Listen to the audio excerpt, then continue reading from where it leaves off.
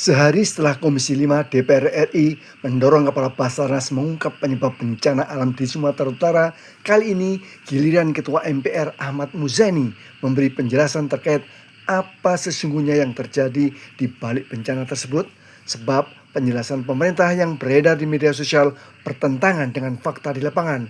Bagaimana kayu gelondongan hasil pembalakan liar hanyut bersama air bah.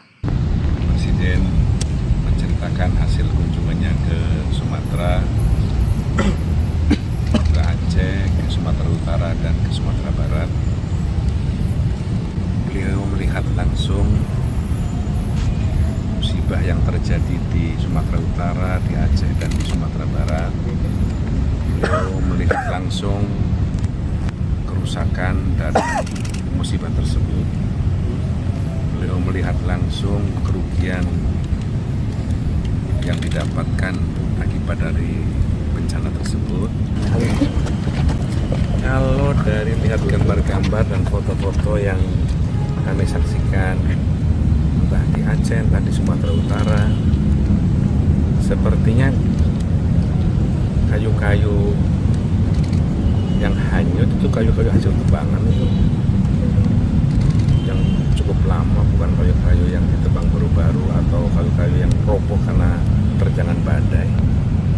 Jadi itu artinya kalau itu betul ya, kalau itu betul itu berarti ada pembalakan liar yang tidak terkendali yang menyebabkan, yang menjadi salah satu sebab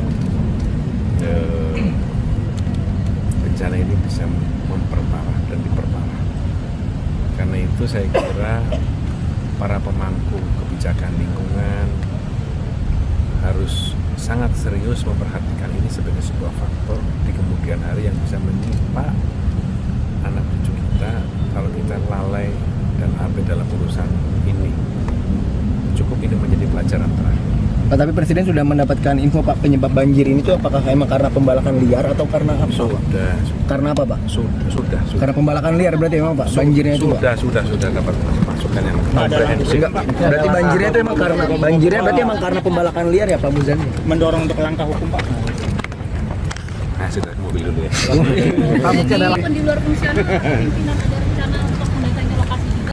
Sebelumnya saat raker dengan Komisi 5 DPR RI, Kepala BMKG dan Kepala Basarnas diminta belak-belakan menceritakan apa yang terjadi di balik bencana Sumatera dan Aceh. Penindakan hukum dilakukan, ya kan? Karena ada perusakan hutan yang besar-besaran dilakukan. Ini sudah darurat sebenarnya ini. Kita sepertinya sudah kerja hanya untuk bagaimana mengatasi persoalan-persoalan seperti ini. Bapak-bapak harus juga menyampaikan ini timbul bencana ini faktornya ini gitu loh. Misalnya kerusakan lingkungan. Contoh kita lihat kemarin waktu kejadian ini, kita melihat tumpukan kayu begitu banyak, Pak. Ya. Itu pasti alam sudah tidak bisa menopang, Pak, ketika terjadi hujan lebat yang berlebihan misalnya. Mungkin zaman dulu juga ketika hutannya masih bagus, pernah juga terjadi hal yang sama, tapi tidak terjadi kerusakan yang luar biasa seperti sekarang.